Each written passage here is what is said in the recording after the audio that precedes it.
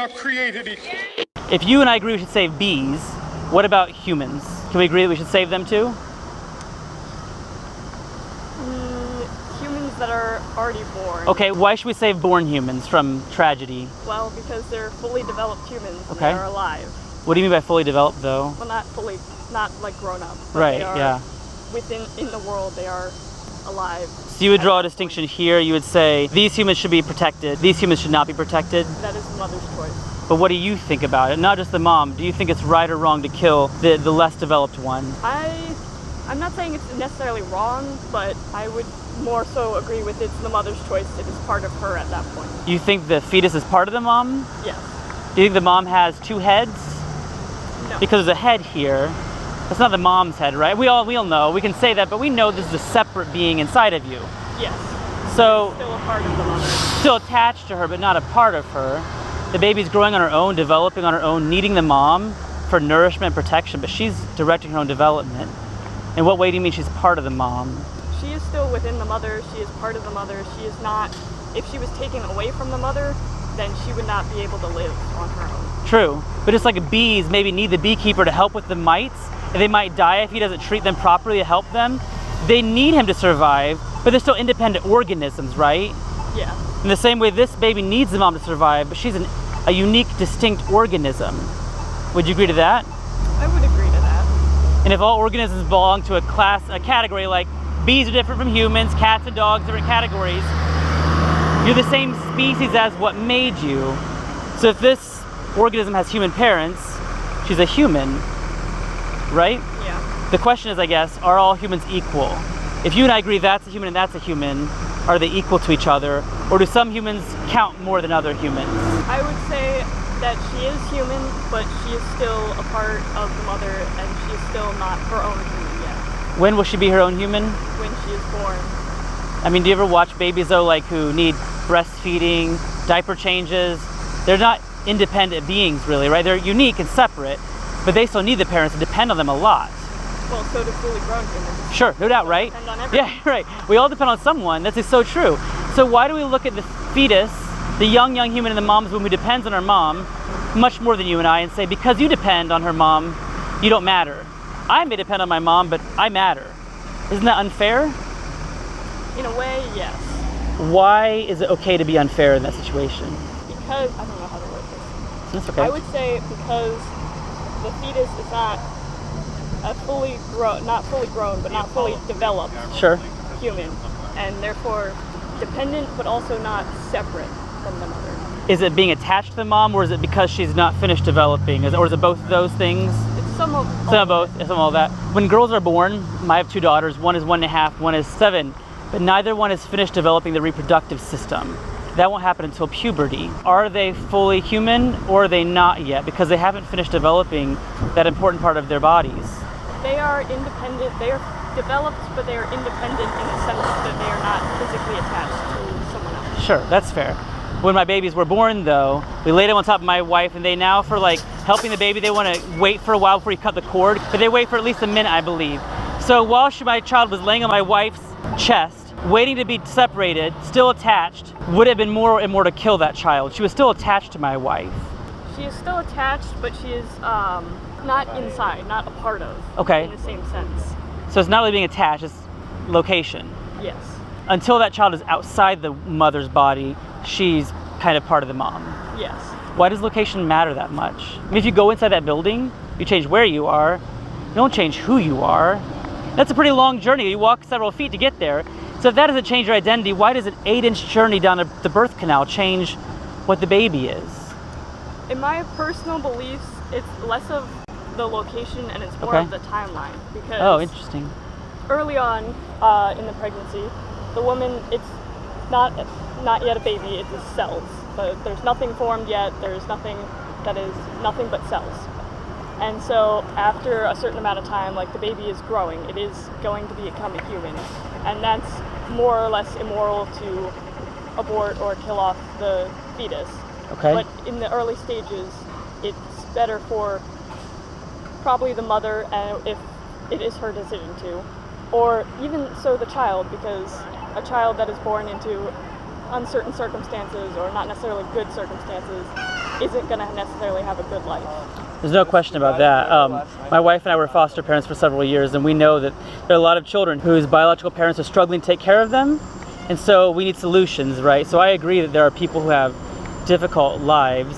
I think that killing them is not the answer, but to get back to what you were talking about a moment ago, if you say timeline, so what about like 8 months, where you have, not only brain waves, heartbeat, but the baby can hear things and kicks the mom. Well, that happens way earlier, of course, but would we agree 8 months it's wrong to kill that preborn human? I would agree on that. Okay, so when is developed enough? I would say there's no fine line. There's not a good line to say, oh, this is when you can or cannot, or this is when it's right or wrong. There's a lot of gray area. What about this 6 weeks? You have a heartbeat and brain waves. At 6, we'll actually have the heartbeat at 16 days, but here at 6 weeks you have both of those. But it'd be right or wrong to kill this human here? I would say that's in the gray area. Okay, gray area. So we recognize this is an organism though, developing, growing, heart is beating on her own, brainwaves are firing on her own. So this is a distinct being, but you would say it's okay to kill that distinct being, or moral, sorry, to kill that distinct being, or gray. I wouldn't say moral, but I would say it is still up to the mother. Okay. Would you say that, rewind the clock a little bit, when in America we owned people, would you ever say it was up to the slave owner to decide whether or not to own a black man? I would say that is a whole separate topic. Okay, sure, it's separate. I agree. Just like the bees are separate, right? Yeah. Here's my connection, though. I think we often say, I wouldn't do that, but someone else can do that. Like, maybe it's wrong for me to abort that child, but someone else can decide to do that. I think that's inconsistent. Like, we would say no one should go kill all the bees. No one should own all the black people. You shouldn't intentionally harm, especially innocent humans. Generally, we think that, I think. And I guess the question is, which maybe we don't agree on this, whether or not they're humans. So how do you know if something's a human? How do you know bees and humans are different? Do you look at like their genetic makeup, what kind of a being they are, what their parents are?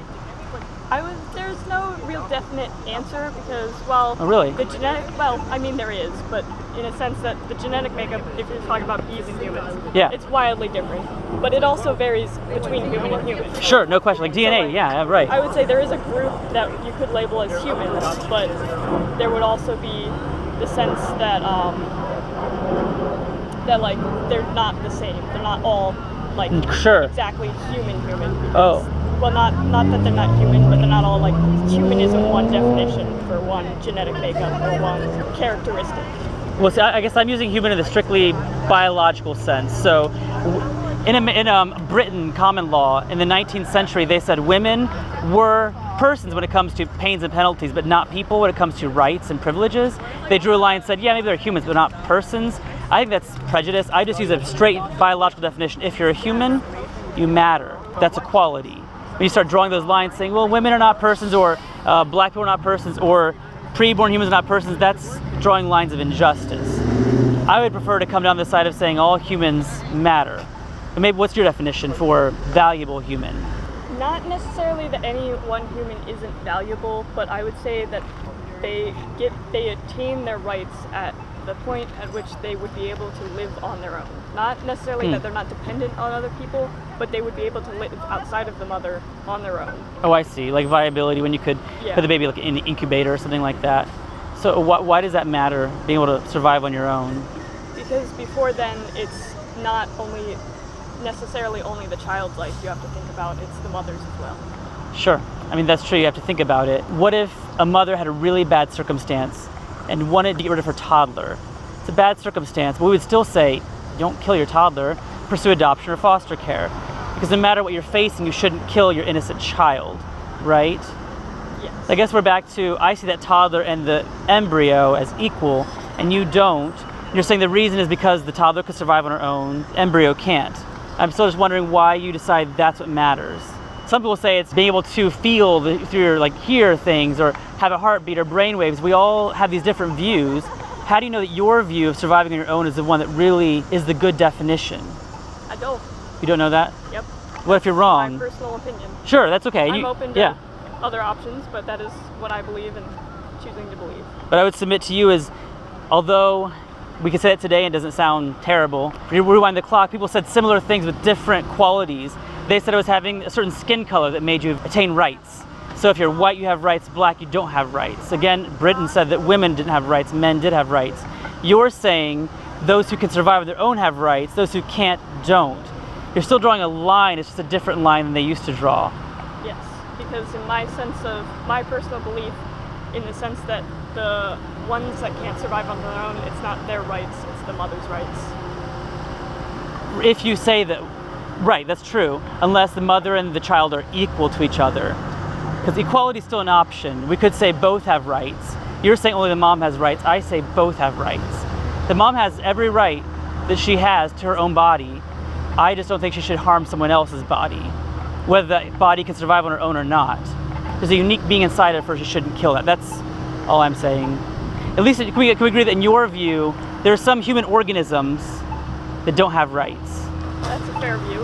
Okay, and in my view, all humans, human organisms, they all have equal rights. So my view has total human equality. Your view is only equality for some humans. Yes. So we agree to that. So then you're forced to decide between human equality for all or being pro-choice. They can't coexist. You have to decide at the end of the day. And I'm still pro-choice. Still pro-choice. Yep. Hey, if you like the work we're doing on college campuses changing minds about abortion, make sure you drop us a like on this video, tell us what you think in the comments below, and then subscribe to our channel. Be sure to hit the notification bell. Join our movement to end ageism and end abortion.